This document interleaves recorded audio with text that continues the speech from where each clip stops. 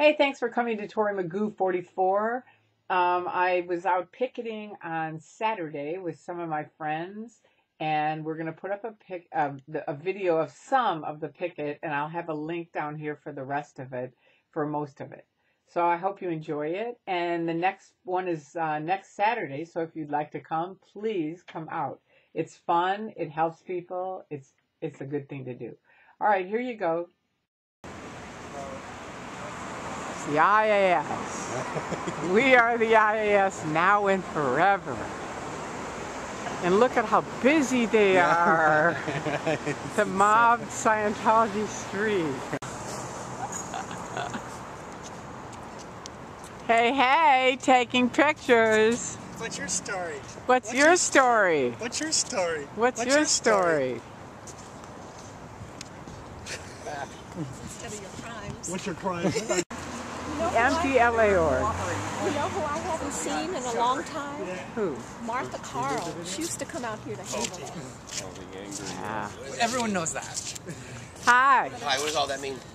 Oh, that means for people who want to leave Scientology, they can call this number and people will help them. For the Sea Org people that are, you know, in the uniforms, you see those people marching around.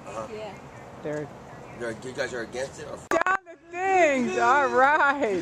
Roll down the curtain. Dun, da, da, da. Cover it up. Don't let them see what we've got. The practice of not Quick. Zero confront. Windows? I know. They're doing the entire window. Ooh, seriously. Yeah, they probably The SPs designed are the building here. with this in mind. Look at that. Of course. so they're hiding from you guys, huh? Yeah, and Yeah. In their terminology. good job. See no more Excellent. because they were in. So they just stopped my communication with the OT. Here We're they the are. mighty OTs. Evil guys. Yeah, we It was may really seem a little working crazy. along. I mean, I was talking to him. He was like kind of getting it, and bam, right away they were there. We got to go. Come on. That's what happens. I know. You got to go. Here they are. I'm going to go take pictures of them.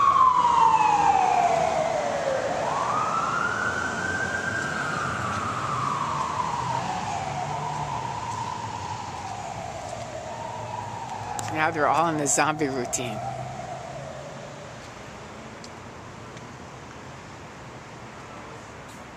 Now you're safe. You're safe against any free speech. Don't talk to us. But you got to be thinking about that, man, because you were talking to me. That was a good thing. Yeah. What? Well, the thing what I was going to say is that the free speech is jeopardized by Thought? I don't know what you guys, I don't know what you have to do with the anonymous guys, but that's what our free speech is doing. That's what the internet's going to screw up. It's the people that These are people that just take a stand. There's a right to picket. No, the hackers. I'm not talking about hackers. These aren't hackers. They're picketers. No. I'm not talking about those guys. I'm talking about the anonymous hackers. But we're not. But I'm not associated with them. They're not associated with them. They're not. Don't. But when you go like this, like it's like, what is that? Yeah, when you just kind of flip me off, like. Well, except I've been out here and the guys have been bending my ear about it. You know, like saying they're hackers. Yeah. We do this. Yes, we're the ones that did the denial of service. You know, and those guys. That's where. That's neither here nor there regarding Scientology. That's where the internet's going to get fucked up. Those are the people that are going to bring on the legislation. They're the ones that are going to get it restricted. Okay, but you and I, right now today, I'm not a hacker, nor have I ever been associated with hackers. Well, so my issue with you, and we were talking about it, had to do with why did I leave Scientology? And then you guys came and said you had to talk to him. Now why did you have to take him away? He wanted to talk to me about something else. It has nothing to do with you. It so happened that you had to leave. It just seems like whenever I get in communication with a Scientologist, someone comes and they have to take them away. Mm-hmm. And that's like not really Scientology, even basic Scientology, let alone basic non-Scientology communication skills. Manners. Have you ever read the Manners Spiel? I used to ask that on OT7 because a lot of people were incredibly rude in Scientology. And I would say, what happened to the Manners Spiel? And a lot of people haven't even read it. So that's why I ask you that. I'm not saying it's snidely. It's just like a lot of people Have you ever read it? The Manners Spiel? So you know what he says. Like, you don't look down on people. Because that's bad manners, right? So I've written this on the internet since the day I left. You know, it's like some of the things you guys do, you just cause more problems for yourself. Yeah, you understand. It goes both ways. So, you know, I've been after the angry gay pope and what he tells women. Yeah. I'm not talking about the angry gay pope. Well, he's not you guys. I'm here. I'm Tory.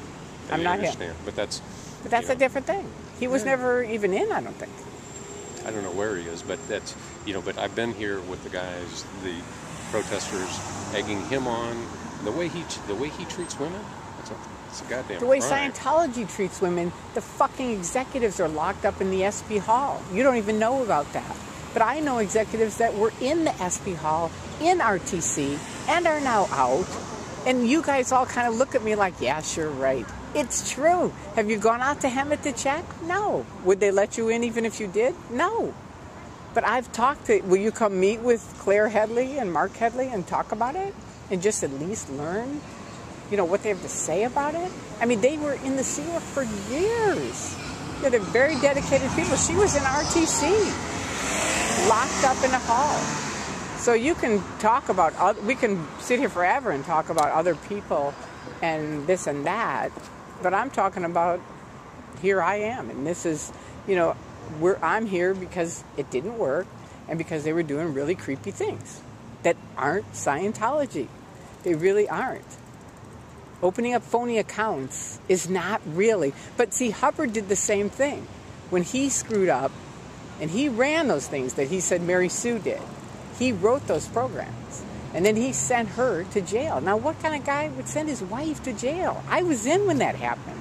And I remember thinking, what's the deal? You had to have been in then. You remember that? And I was like, oh no, L. Ron Hubbard would never do anything like this. Bullshit. He did.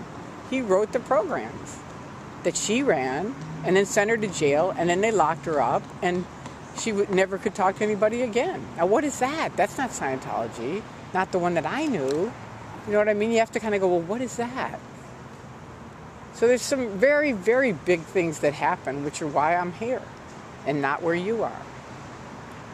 And for me, all I say is don't trust me. Go look on the internet or go read, you know, just find out the facts instead of just shutting yourself out. Because I already did that. I did it for 30 years. I know that drill. And it's like, no, I'm not interested. Scientology works. I'm happy. Right? But it's like,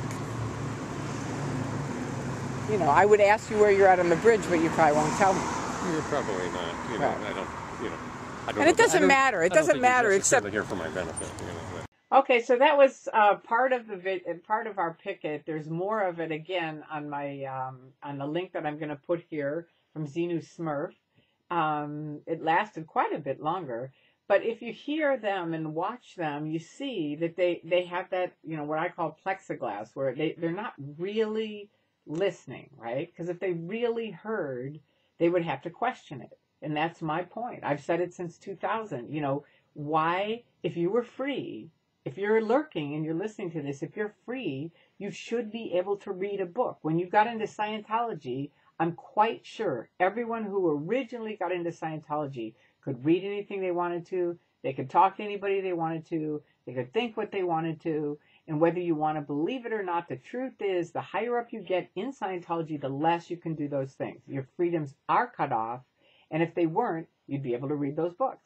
And I asked that guy, he kept saying, well, if someone was arrested, you know, then I would take offense, you know, then I would really be against that. You know, well, people have been arrested. Reed Slatkin is in jail. The guy who stabbed his, his partner in Wise. You know, there's a ton of examples of people that are either dead or they're in jail, right? But Scientologists manage to just flick that off and flick that off and flick that off. But you know what? Those are very specific things.